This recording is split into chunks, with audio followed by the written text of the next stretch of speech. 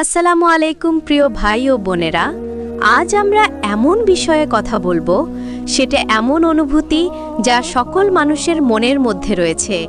যখন আল্লাহ দুটি মনকে মিলাতে চান, তো এই তিনটি নিশানি বারবার প্রকাশিত হয়। এই ভিডিওটিতে ভালোবাসার মানুষদের জন্য দোয়া। ইয়া আল্লাহ, যে মানুষের মনে ভালোবাসা রয়েছে, যে একে অপরের জন্য ভালো আর হেফাজত হয়, তাদের ভালোবাসাকে সহজভাবে নিকায়ে বদলে দিন। যদি এই ভালোবাসা তার জন্য রহমত হয়, তো এটাকে সব দিনের জন্য তার তকদির বানিয়ে দিন। আর যদি সে ভালোবাসা তার জন্য উত্তম না হয়, তো সেটার থেকেও উত্তম ভালোবাসা তাকে দান করুন, যা তার মনের মধ্যে শান্তি আর রহমত হয়, এবং সকলকে হেদায়েত দান করুন। আমিন। প্রিয় ভাই ও বোন, আপনারা সবাই আমিন লিখে দিন। হতেও পারে কারো আমিন কবুল হয়ে যায়, আর আপনার দোয়াও পূরণ হয়ে যায়।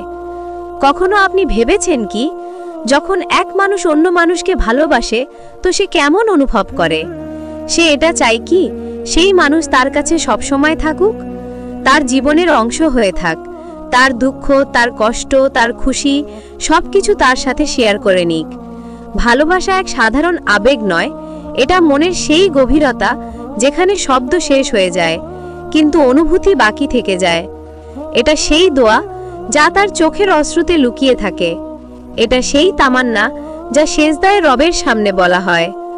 আর সবচেয়ে বড় কথা এটা কি, যদি এই ভালোবাসা পবিত্র আর সত্য হয়, তা আল্লাহ নিজের রাস্তা সহজ করে দেন, কেননা আসলে ভালোবাসা আল্লাহর দেওয়া দান।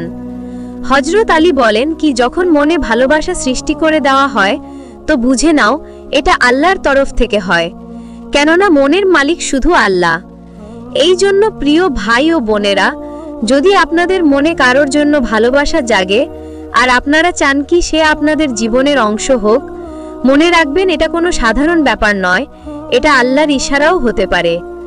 জীবনের সকল সর্বদা একটি সময় এমন আছে যখন সেই মানুষ যাকে খুব ভালোবাসে তার থেকে দূরে হয়ে যায়, মন ভেঙে যায়, চোখে অশ্রু বইতে থাকে।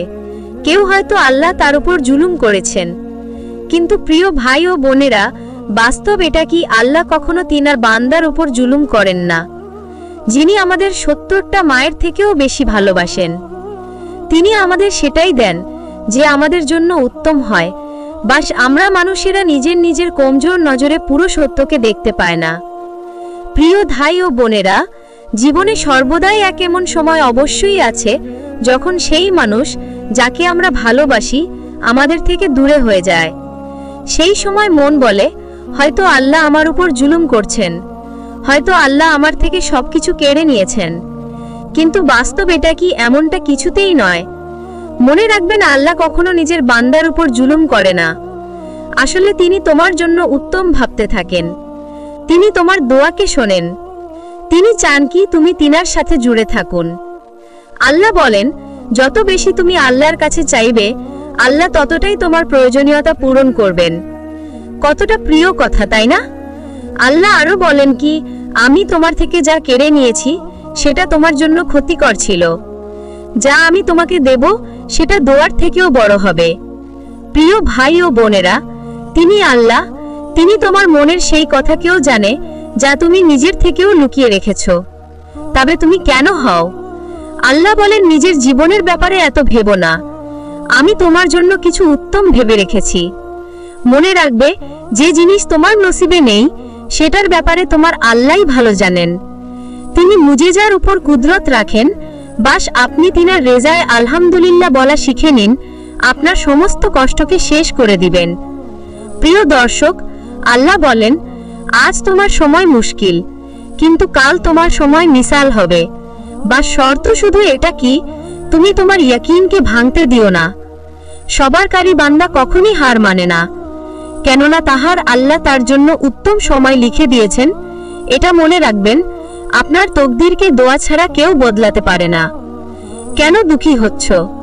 বাস নিজেকে একটু সময় দাও, আর সেই সময় পর্যন্ত নিজের দোয়াকে জারি রাখো, যতক্ষণ না তোমার রবের তরফ থেকে কুন না আসে। এই ভালোবাসা মানুষের ফয়সালা নয়, বরং আল্লাহর তকদিরের অংশ। আর যখন আল্লাহ চান এই দুটি মন মিলে, তো এই তিনটি নিশানি প্রকাশিত করেন। প্রথম নিশানি, দোয়ার জবাব হয়ে যাওয়া।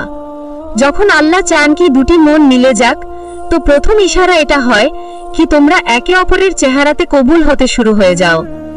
কখনো তুমি রাতের একাকিত্বে রবের কাছে এই ফরিয়াদ করছো আর মনের গভীরতা থেকে বলছো, হে আল্লাহ, আমাকে সেটা দান করো যেটা আমার জন্য উত্তম হবে, যেটা আমার নসিবে থাকবে।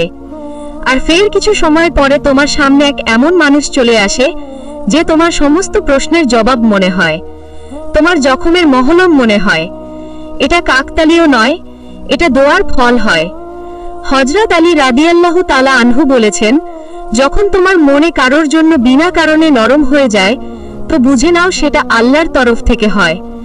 এটাই নিশানি হয় কি আল্লাহ তোমার দোয়াকে তিনার মোতাবেক কবুল করছেন। দ্বিতীয় নিশানি, মনের শান্তি আর আত্মার শান্তি।